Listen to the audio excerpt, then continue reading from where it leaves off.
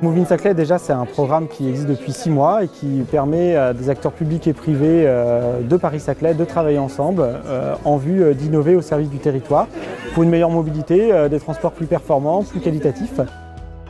Aujourd'hui, c'est la première journée de la Semaine européenne de la mobilité. On a choisi cette journée pour avoir notre journée d'accélération du programme.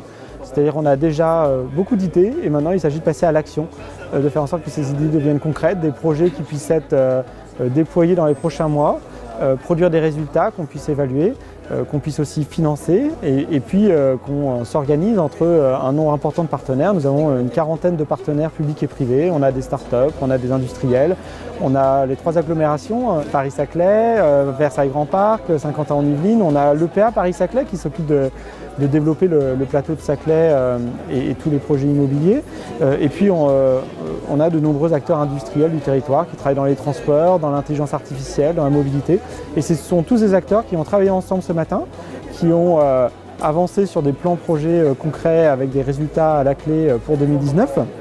Et puis cet après-midi, on a fait un focus plus global sur des projets qui sont déjà existants, des projets qui sont déjà opérationnels. On a parlé de stationnement mutualisé par exemple avec MoveHub sur le plateau de Saclay. Dès le mois prochain, il y aura des possibilités de stationner dans des parkings privés ouverts au public pour l'occasion avec une seule appli en toute simplicité. On a aussi parlé d'hydrogène à Versailles avec des bornes hydrogène qui sont disponibles désormais, des expérimentations de bus et de vélos cargo.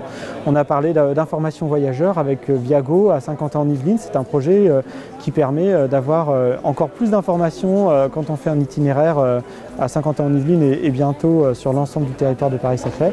Et enfin, on a parlé aussi de coworking, c'est-à-dire de bureaux partagés disponibles pour quelques heures.